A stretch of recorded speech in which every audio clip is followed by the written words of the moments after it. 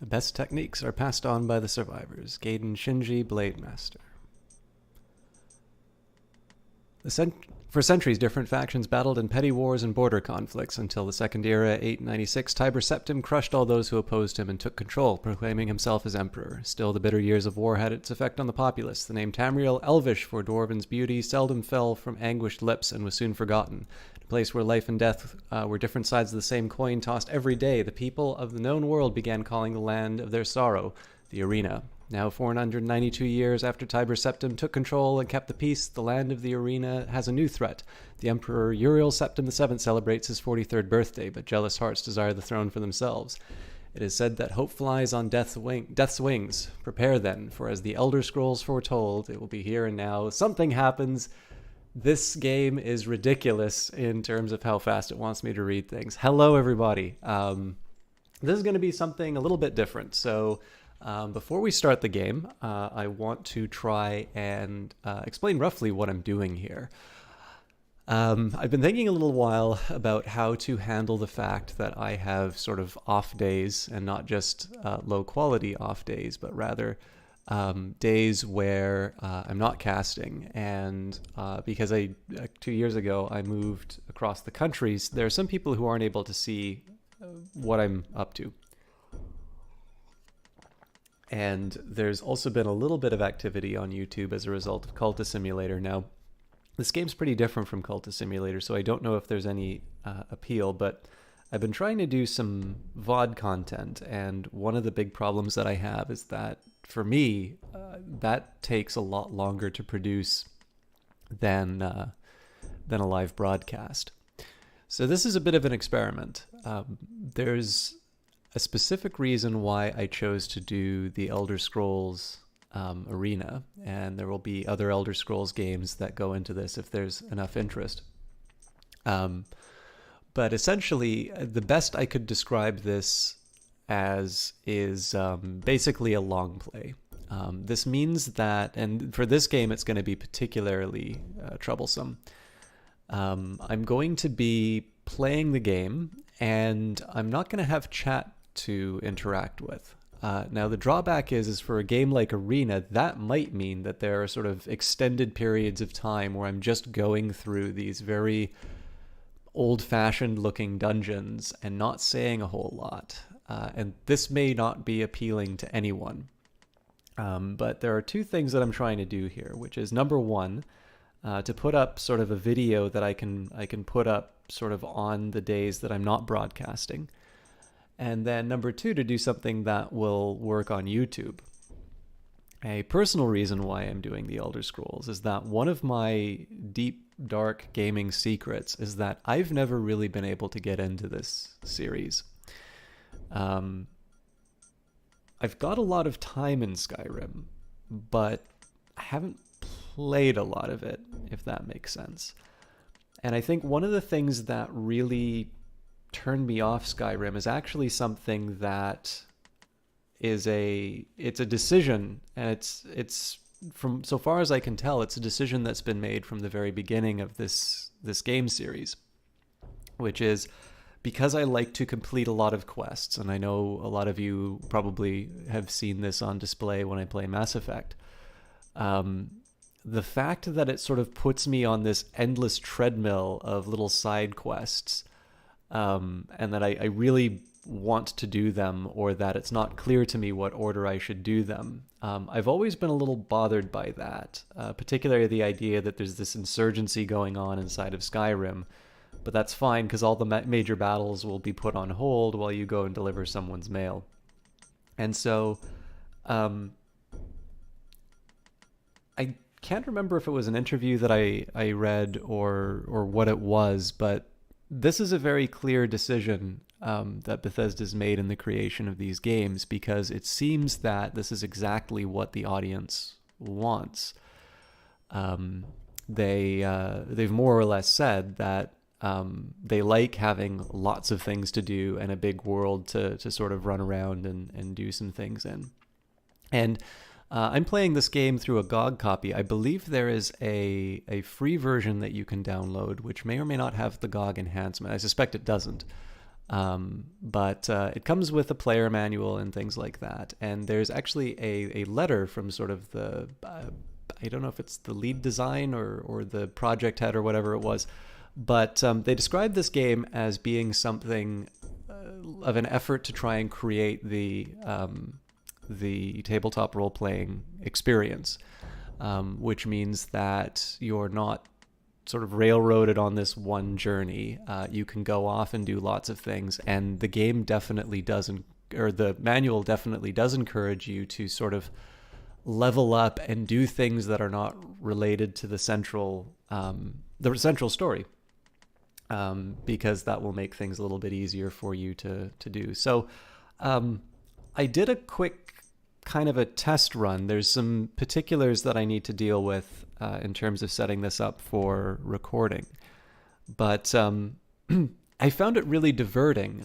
It is easily the least attractive of all of the Elder Scrolls games. But the funny thing is that I think I'm actually going to be able to make peace with this treadmill that has been something that's been a bit of a gripe for me with this game. And so my hope is, and this is obviously very ambitious to say at the very beginning of this project, but my hope is to do all 5 Elder Scrolls games, and then perhaps do the Elder Scrolls Online with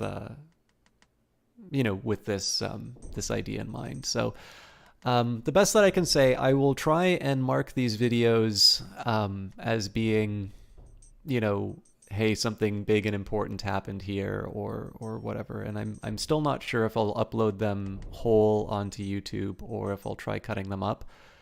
The appeal of doing them whole is that involves less work for me, which is pretty much the major deciding factor if I ever do anything on YouTube. Apologies for that.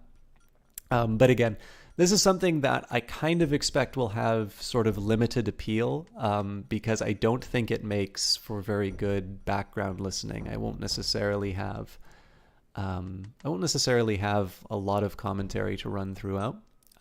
There's going to be one other special thing that I do, which you'll see in a few minutes. But for those of you who maybe don't want to play the Elder Scrolls Arena yourself, but see what started the whole thing, and maybe if you guys just enjoy seeing my journey going from a game which I sort of understand is really well regarded amongst gamers, but one I've not actually been able to latch onto, maybe this will be for you. So I'm going to go to the manual here, and I'm going to read out the little short story that they have at the start. The Elder Scrolls, the Arena.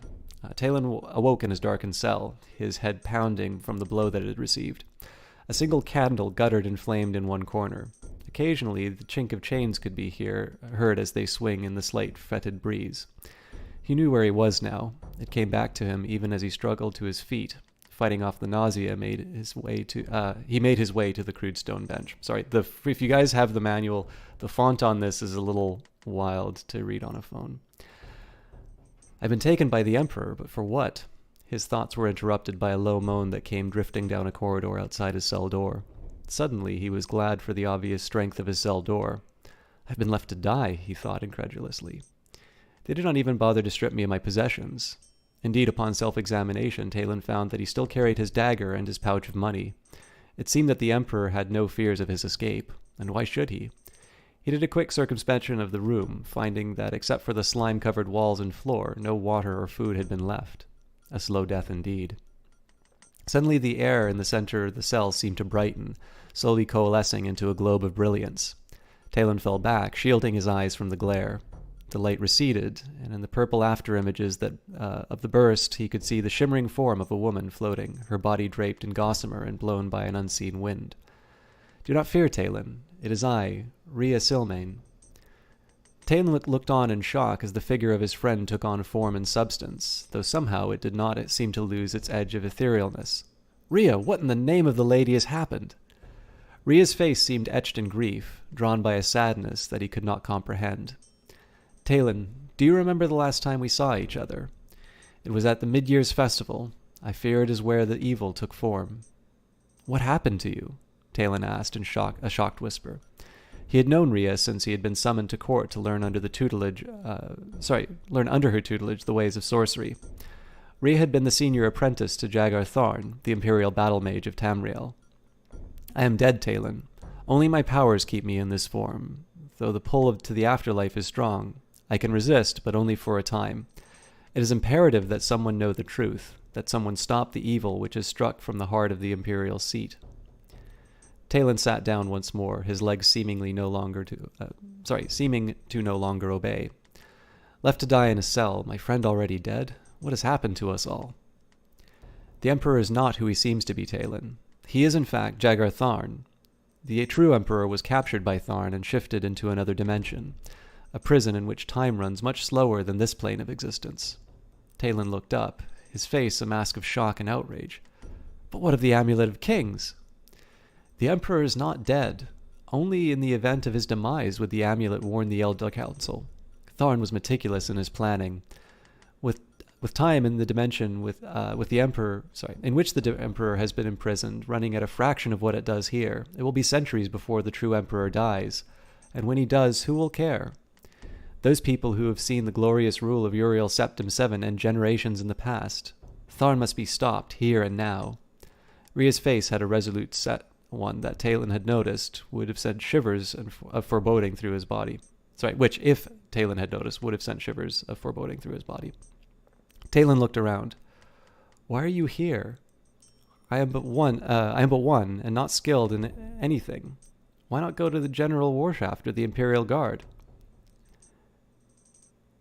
Rhea shook her head. They have been captured along with the Emperor. I'm sorry, guys. I'm doing this on my phone and I'm getting a bunch of messages, so hi, Alex. Rhea shook her head. They've been captured along with the Emperor. Tharn has transmorphed others into their places, those who are loyal to him only. I cannot trust anyone else with this, Talon. As you said, Tharn will not search for you as he would someone he considered a threat. Most of them are dead already. You can see the disdain the wizard has for you, not bothering to even bind you in this cell. He does not see you as a threat, and in that arrogance he has made his first mistake. For the first time the ghost of Rhea Silmain smiled, and to Talon it was as if the sun had come up from behind a dark cloud. I wish to escape, that is sure. Beyond that, I don't know what I can do, Rhea. Take this. At Rhea's gesture, a ruby key flashed into being in a niche in the northern wall of the cell. It will unlock the cell door. You are in the sewers of the Imperial City. If you can make your way west, then south, it can effect your escape. Talon thought a moment. It will not do to have me service in the city itself, for I would be quickly captured. I think it an uncommon occurrence to see a man pull himself through a grating on the city street. The guards will at least have questions, ones that I'll be unable to satisfactorily answer. Rhea smiled again. I am not as helpless as you may suppose. Even in this form, I am able to work my magic, but to do so depletes the energy I use to remain on this plane. Your escape, however, is paramount to all other considerations. Go to the southwest corner of this sewer. There you will see a shift gate. I will transport you to another city, where you will appear inside their city gates. Teleportation between cities is common enough. I doubt you will come under scrutiny. With that, you will be far enough from the center of the Empire to begin. Talon felt a faint fear gnaw in the pit of his stomach as he whispered, Begin what? Your training, of course. There was an uncomfortable silence as Talon looked at his friend. He did not entirely trust his ability to help her, to really make a difference. The alternative, however, was to allow the man who had killed his friend to continue the charade. Talon was not one to let a lie go unanswered. Rhea concerned him, however. Even now he could see the fringes of her form disappearing, and her face took a worn and lined expression, as if she were tiring. He did not relish the idea of being alone in this, not knowing who he could trust. Will I see you again? If you survive these sewers and escape, I will come to you again. There is much I must investigate first, so that we may find a way to free the Emperor from the dimension in which Tharn has placed him. Only by his release will the truth come to light. Remember, Talon, Tharn has been placed in the form of the Emperor, and no one will gainsay his word for yours. Had I been able, I would have appeared to the Elder Council, but my body lies close by, forgotten and decayed. In this form I cannot travel far from my mortal remains. Rhea looked down, her once wheaten tresses hanging limply as the ethereal wind diminished. I cannot come to you again as I have now. It takes energy I dare not squander. She reached out and touched Talon on the forehead. He felt a slight tingling, like an itch behind his eyes. A moment later it was gone. I have linked us so that I can appear to you regardless of the distance, but I will only appear to you henceforth in your dreams. The way is safer and less costly. It is very important that you rest now and again when you are safe. It will only be during those times that I can reach you. Rhea looked into Taelin's eyes. You are entering a dangerous arena, my friend, one in which the players are beings beyond your mortal comprehension. I see in your destiny the ability to transcend. There is a power within you as yet untapped. Look for me when you have gained some experience in the world. You are my last and best hope, Taelin. Before Taelin could respond, the form of Rhea faded from view. In the deepening gloom, Taelin could feel the icy fingers of fear creeping slowly back into his flesh. Then the glint of the ruby caught his eye. He walked over to his niche and picked up the key. It felt warm to the touch and strangely comforting. He thought about his friend Rhea, dead now, though she clung to unlife for the sake of justice. He thought about Jagar Tharn, who had killed his friend and attempted on his own life. Such evil could not be permitted to grow or go unchecked. Looking through his cell, his purpose became clearer, as if his ruminations had opened a door to the beginnings of understanding. Perhaps Rhea had ensorcelled the key to produce this reaction. He knew not, but a litany from his old arms master came to mind as he whispered, "Given the outcome of certain death, die with a blade in hand." The cell door was a massive construction of iron and steel. He paused only a moment to listen. The moaning was gone, but from the darkness he could hear dozens of tiny claws skittering and scratching the damp mossy brownstone. Occasionally red eyes gleamed out at him. Taelin inserted the key into the lock and turned it. With a groan, the mechanism released and the cell door swung open on rusty hinges.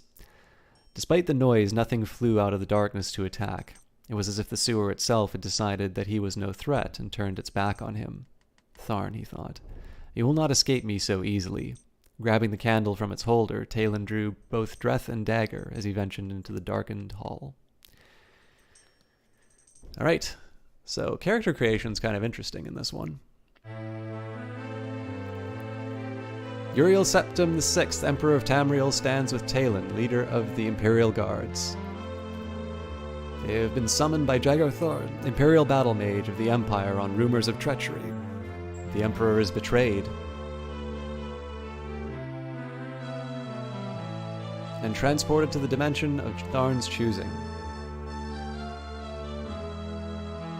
After months of preparation, Jagar Tharn takes the throne. Rhea Silmain, once Tharn's apprentice, is captured before she can warn the Elder Council of the Imperial Battle Mage's treachery. Manipulating the essence of magic, Tharn prepares to take the true Emperor's place as ruler of the known land. The Imperial Wizard wastes no time in gathering his servants and turning them into twisted counterparts of the Emperor's Guard. I think that music is the loudest that it gets, so it's a little uneven. Apologies if you couldn't hear. Still getting used to this. Alright, so we're going to generate the class. It doesn't mean I'm going to hold on to it, because I have a pretty clear idea of the character that I want to play. But this is kind of a neat way, and I sort of... I don't know, if it goes to an interesting place, we might pick it, but here's how we're going to at least attempt our character. 10 questions shall be asked that will determine the path of your destiny. The scroll bars roll the parchment up and down. Use A, B, or C keys to answer the questions. Your father and you are returning from the town market when you see a small boy running from a store. In his hands, he clutches a loaf of bread. Behind him races the baker with a cleaver in his hands. You know that the boy must be hungry, but the town is suffering from a drought, which has made food valuable. Do you A, side with justice and urge your father to stop the boy? B, help the poor waif by running into the baker's way? Or C, stand out of the way and wait to see what your father decides, trusting his experience? B. Othisa, a friend who has been beat by a boy several years older than either you or her. She asks for your help. Are you more inclined to A, gather a bunch of friends together and ambush the boy, teaching him a lesson about bullying? B, tell Othisa to avoid the bully, no reason to make things worse than they are? And C, challenge the older boy, knowing that you will probably take a beating, but confident that if you do it enough times, he will move on to pick on someone who is an easier target. C. Armsmaster Festal is relating the story of a great king he knew in a faraway land whose inventors created a wondrous balloon of such size that it could transport dozens of people through the air to any place they chose. If you were this king, he asks you how you would use this remarkable balloon. Would you A. explore regions previously impossible or extremely dangerous to visit by land? B. keep the balloon a secret, saving it for surprise attacks or defense in time of war? Or C. commission the inventor to create dozens of these balloons in hopes of making a travel system across your realm that will speed up transportation time and the exchange of ideas? C. It is a particularly grueling class with Armsmaster Festal. He has been unreasonably demanding on everyone, including you. His criticisms seem to border on abuse, and it seems that he has no positive comments to make. He turns to berate you at the end of class, and over his shoulder you see some classmates put on an aggressive but non-poisonous snake in Festal's hand sack. Would you A. do nothing? The great Armsmaster needs a dose of humility, and this might be a good way of paying him back for all the misery that he's put you through today. B. Tell Festal you saw a snake creep into his hand sack, but do not tell him that what your classmates did. No reason to get anyone any further in trouble. And C. immediately tell Festal what your classmates did. There is no excuse for treating the seasoned fighter like him with disrespect, regardless of his treatment to you that particular day. B. You are told that a young man has been caught by the village guards and accused of murder. Apparently, his brother was killed by a group of 4 ruffians in a local tavern, and in his grief, the young man tracked each of them down and murdered them. Upon reflection, you believe that A. the young man acted honorably in avenging his brother's death. The village lord should set him free. B. Even as you sympathize with the young man, vigilante law cannot be tolerated if there is to be peace.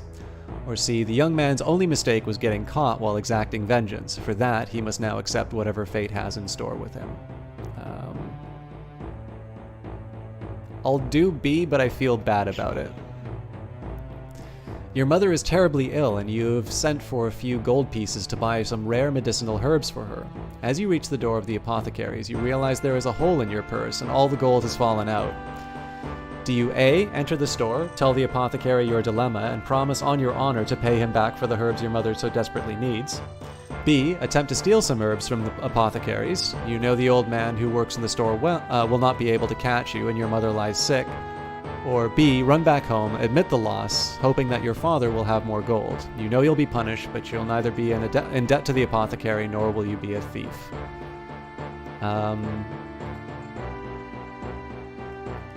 A.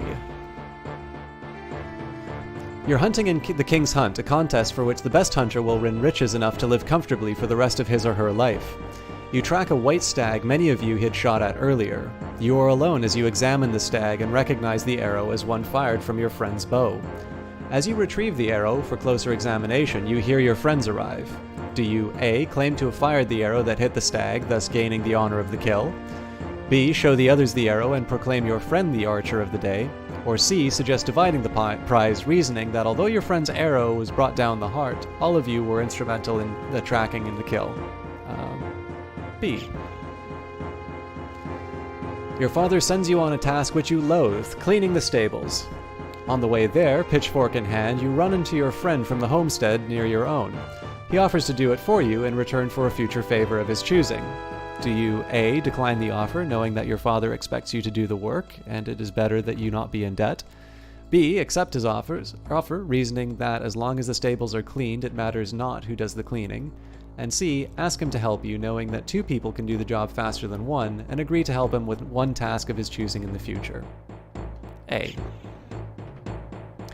Entering town, you find that you are a witness to a very well-dressed man running from a crowd. He screams to you to help. The crowd behind him seems very angry. Do you A. rush to the man's aid immediately, despite your lack of knowledge of the circumstances? B. Rush to the town's aid immediately, despite your lack of knowledge of the circumstances? C. Stand aside and allow the man and mob to pass, realizing that it is probably best not to get involved? A.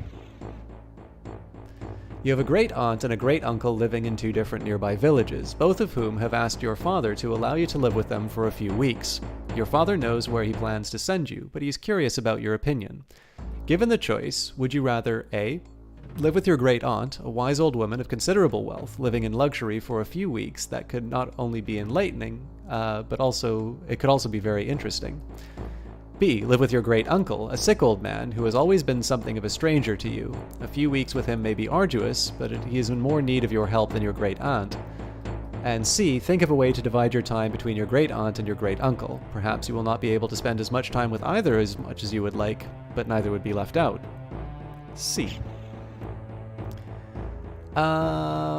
Thou wouldst survive longest as an archer. Would thou accept this as thy destiny? So this is kind of neat. The last time that I did this, I got Spellsword. So I will say no to the archer, and I will cheat and go for the Spellsword. Sorry, but I didn't get to record the last time that I did this. My name will be Caius.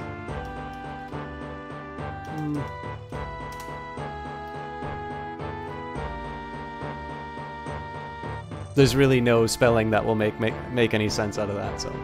From where dost thou hail, Caius the Spellsword? Thou hast chosen Morrowind, land of the Dark Elves. Wouldst thou accept this as thy home? Yes. Then thou wilt be known as the Spellsword Caius, who wouldst call Morrowind, the land of the Dark Elves, his home.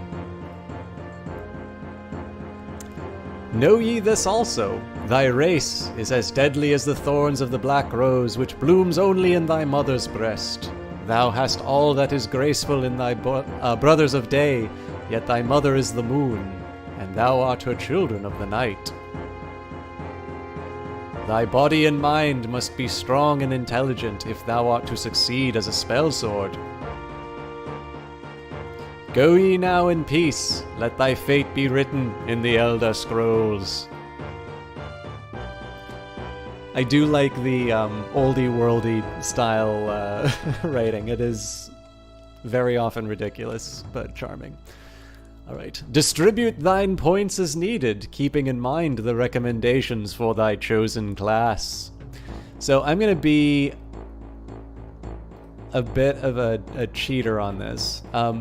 One neat thing about this system is that basically 50 winds up being your 50 is average, and everything above it. So basically it's percentile. So if like you've got a strength of 1, you are quite literally among the weakest creatures in existence on Tamriel. Whereas if you have strength of 75, you're basically you're stronger than 75% of the population. But I'm going to be really cheesy. I am told that apparently magic users are basically easy mode in the Elder Scrolls, but I'm still going to game the character generation to try and make myself above average in all regards. This is actually one thing I do like about this game, and I wish more RPGs would do it. All right.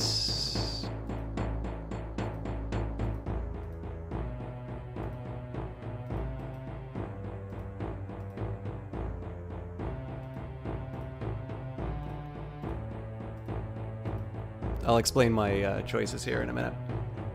But yeah, I wish more RPGs would actually do randomly generated stats, because obviously not everybody begins at the same level, and unlike a board game, let's say, you don't always necessarily need to worry about balance between everyone. So as a spellsword, obviously, I'm going to be doing a lot of combat. Strength makes sense, intelligence makes sense. I want to make sure that my willpower, my magic defense is at least equal. Agility is to hit, so that's a fairly good one to have. Speed just was naturally at a good level, and everything else I wanted to make sure it was at least average. So, and most importantly, because I will be playing a dark elf, thou wilt now choose thy appearance. Thy mien canst be altered by clicking thy face. When thou art finished, select Done to enter the world of Tamriel, home of the arena. I will be playing with a dark elf voice.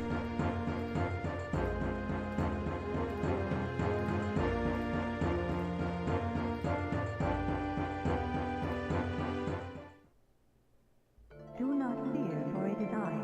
We are still named. Listen to me. There are no others left to carry have been left in this cell to die.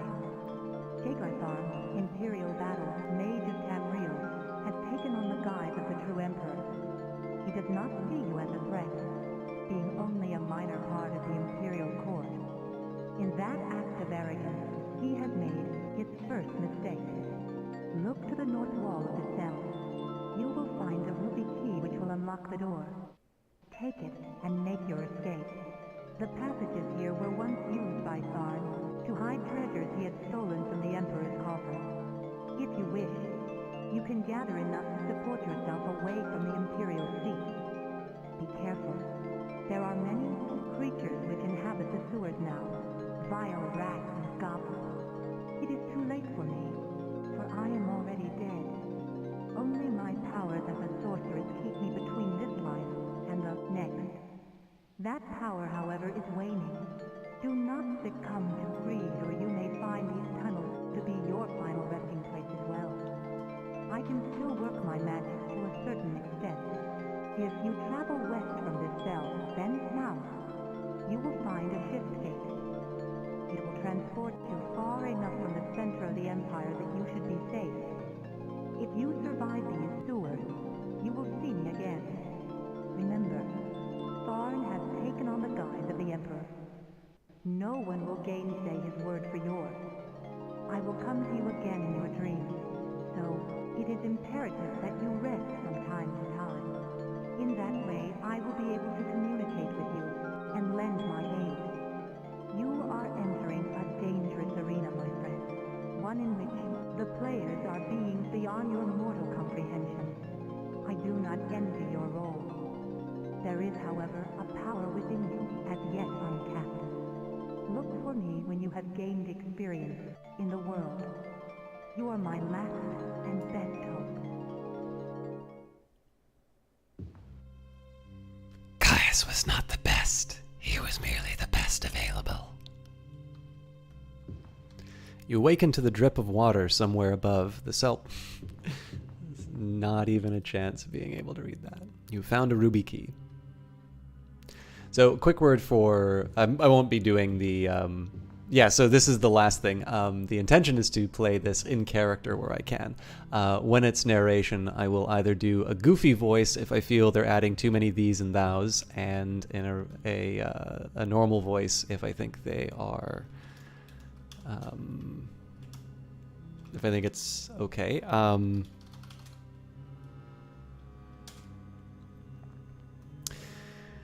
But I'll do a quick thing about the controls, because on the odd chance that this motivates you to play it yourself, there's a couple of things that are not very intuitive. For instance, if you want to jump from a fixed position, you hold Shift-J, whereas J is just jumping on its own. Most other actions, you can actually just click on the on sort of the associated buttons. So you've got attack, map, steal, status, cast, logbook, use, camp. This will sort of tell you the stuff that you have. If you want your inventory, you right-click on your portrait. I don't know of any direct way to access it, but because the Spellsword is technically a mage class, you begin with a dagger. We also begin with Fire Dart and Light Heal, but as with most mages in role-playing games, you can't really cast that much very often. Now the combat's kind of neat. So you hit A to bring up attack, and what you do is you click your right mouse button, and you, depending on the direction you go, it will change your attack. So this gives you a bonus to hit, but a reduction to damage. This will reduce your to hit, but give you a bonus to damage. Likewise, downward slashes give a slightly lower bonus and bonus to damage and minus to hit. And then I actually find the sideways slash is very difficult to do. There, well, that was one of those. Yeah, so I seem to be able to do it right to left. This is just a normal attack, so I tend to most often do this just because that's how the game registers the attack. But you open the door with a ruby key. The corridor seemed twisted and confusing, but Rhea's instructions were to go west, then south to find the shift gate.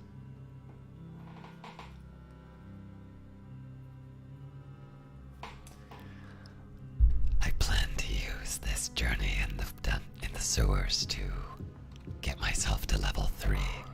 Seems safe to rest in these niches. You think... Oop.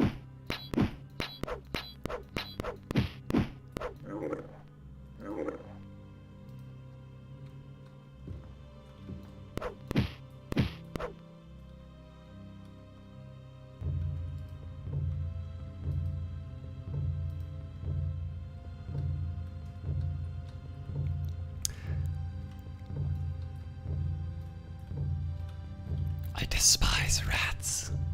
They're impossible to see at close range.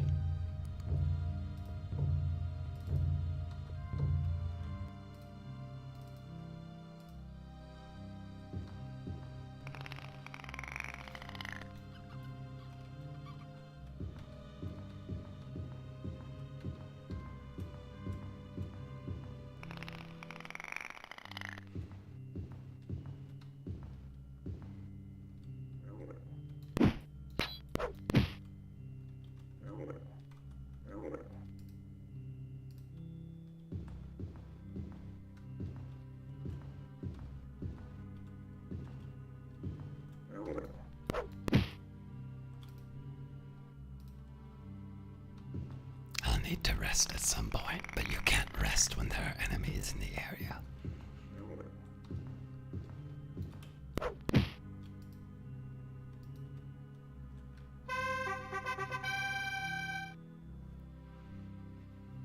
As before, when we level up, I'll be sure to increase intelligence first because it will increase my spell points. Following that, strength and agility until I'm at a sufficiently high level.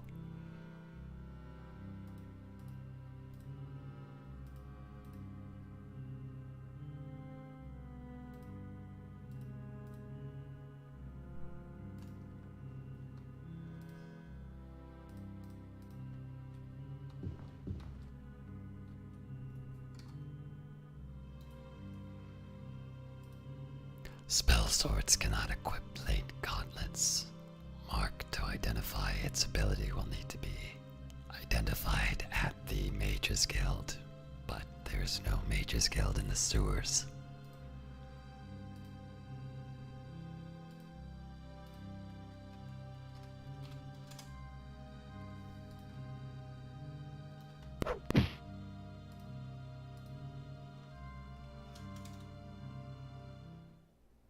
I see you have strengthened your arm and your mind. It is time we began this journey. This is the Staff of Chaos, the one item that can open the door between this world and the dimension to which the Emperor has been banished. Tharn used this item to destroy my corporeal form when I tried to warn the Council. He knew that the Staff of Chaos was nigh indestructible, having been made from the essence of the land itself. But in that he found the key. As the land is split, so did he shatter the staff into 8 perfectly formed pieces. These he scattered across the realm. I have been able to divine the location of the first piece, a place called Fang Lair. It is said that Fang Lair was originally built by the dwarves of Kragan. Legend has it that a great worm drove the dwarves from their home in the Dragon's Teeth and took the lair for itself. I only wish I knew the exact location. Perhaps there are sages or scholars who would know of this place. Somewhere in its dank depths lies the first piece of the Staff of Chaos. I wish you well. I do not think Tharn knows of your escape, but I can do little else in this form. I have tried to obscure your identity with a spell, but I do not know how well it will hide you. Take care, for Tharn may be searching. Go forth with the blessings of the true Emperor, and myself.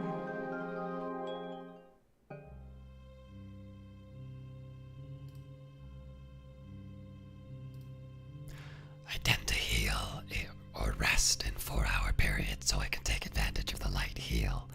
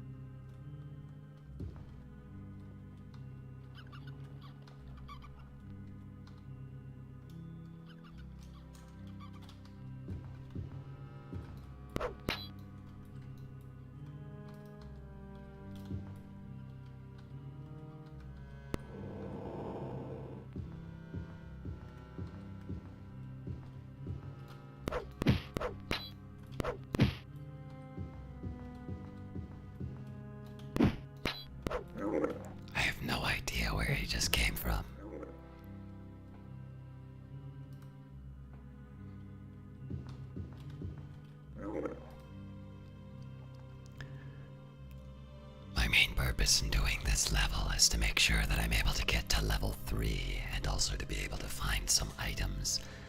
This cannot be a bad way to start the game.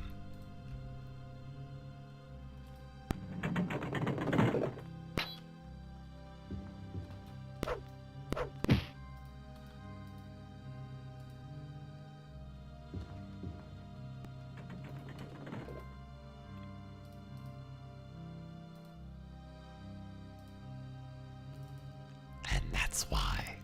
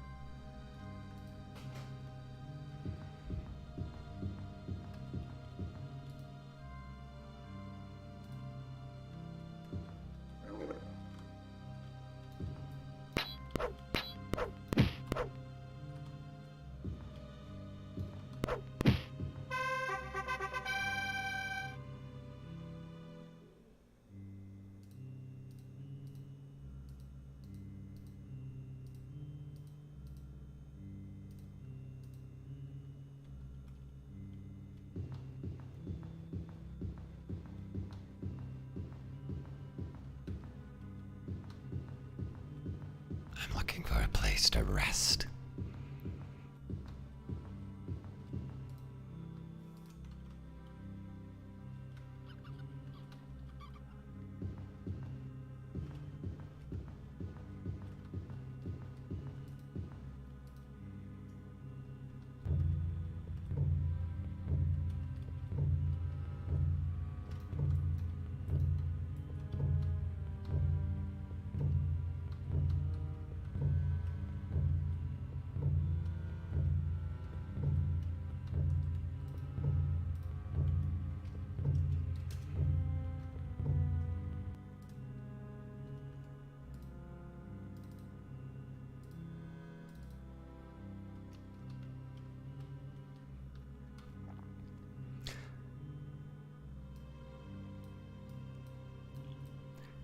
The game has instructed me to go to the southwest, so I want to be able to explore all the areas to the east first. This will give me the maximum amount of loot, and when I reach level 3, I can move towards the exit.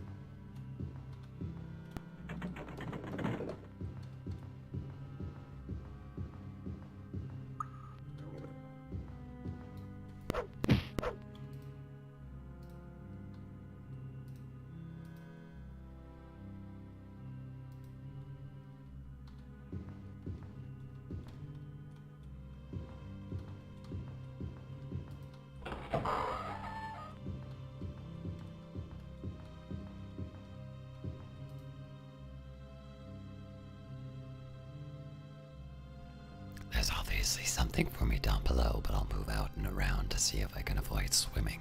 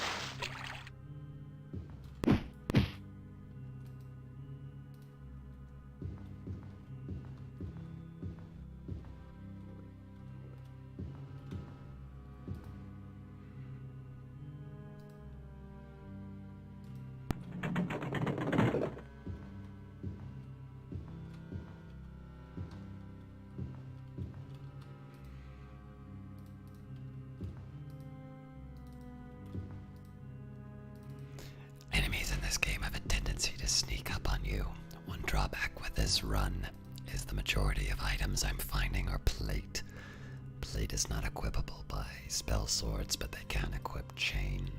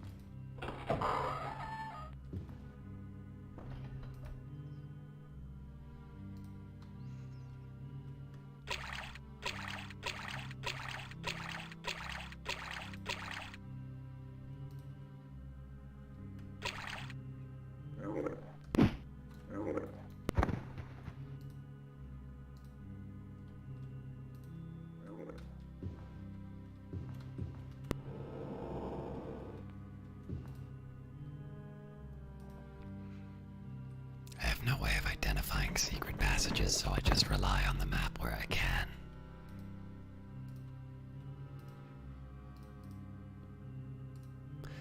The kite shield is the highest equipable shield for my class. At the moment, it's the only defensive item that I have.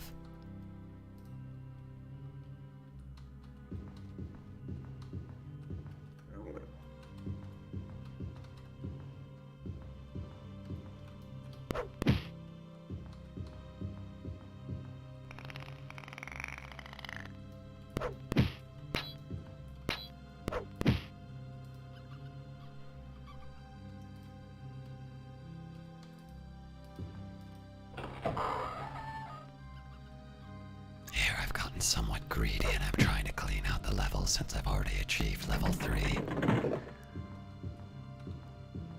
But seeing as I've not been able to find any armor, it would be nice to have some money to be able to buy some chain.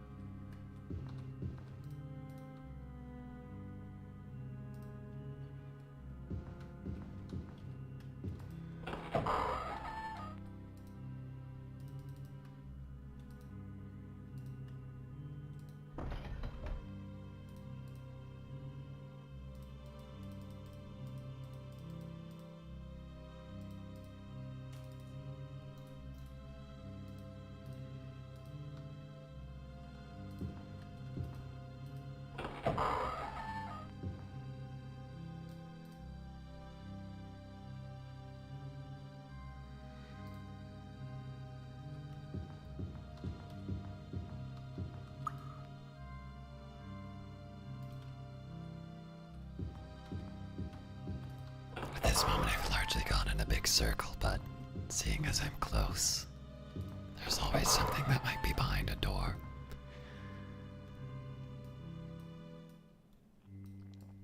Now that I've explored as far as I can, I'll start heading towards the exit. If I get a chance to go here, I will, but I won't make a special trip.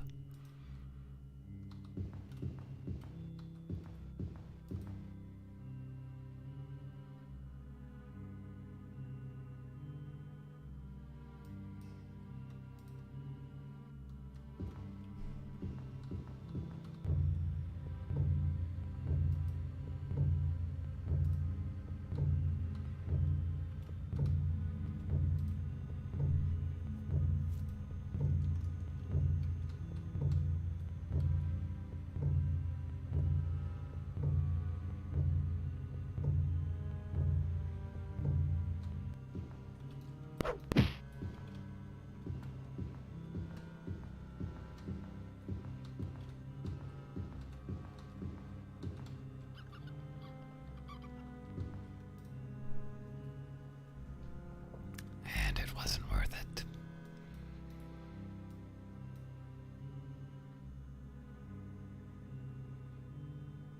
I'll try to follow the water to this. I may not have the stamina.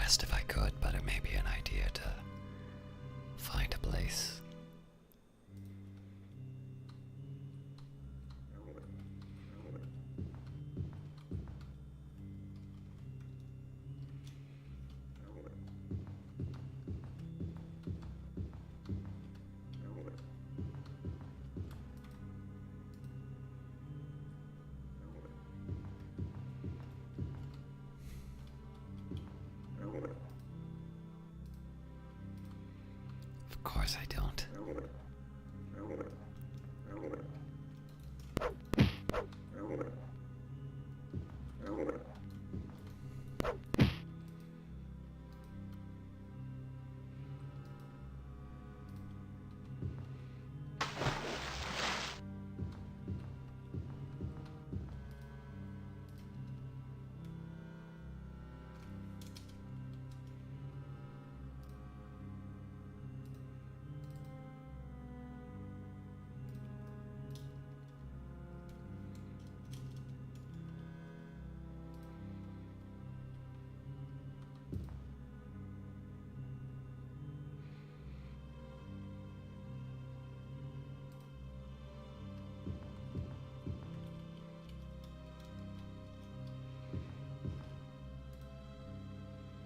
If you play this game and you find you can't do a jump, make sure that your icon, your cursor, is on the screen.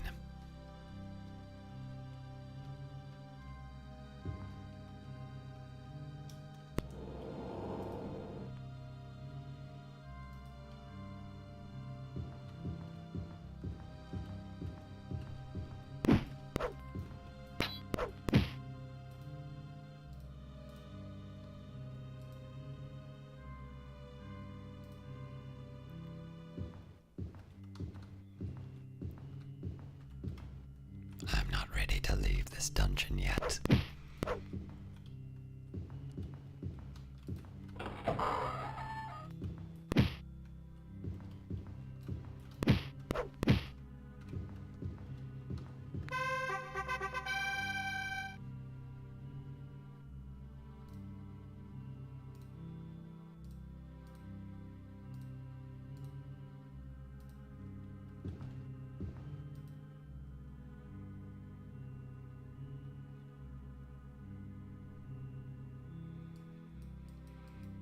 There's a possibility of something on this side, but I think we should move up to the next city, seeing as it's been an hour.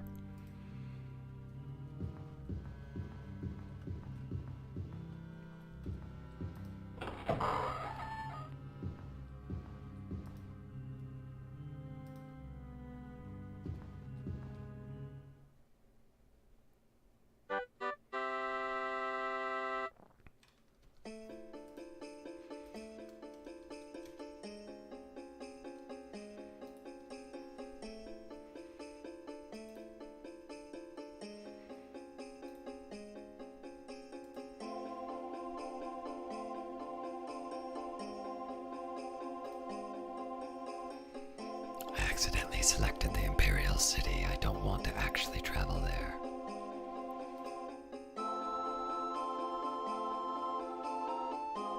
We are currently in Markran Forest, I believe.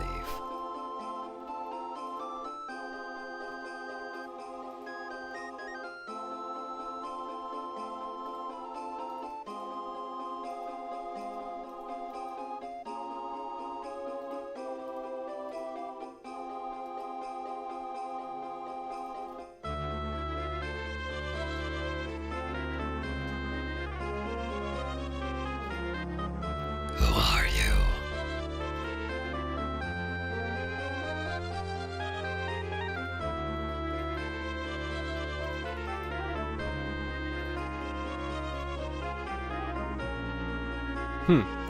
The game seems to not be responding. I am gonna take the temperature down on the...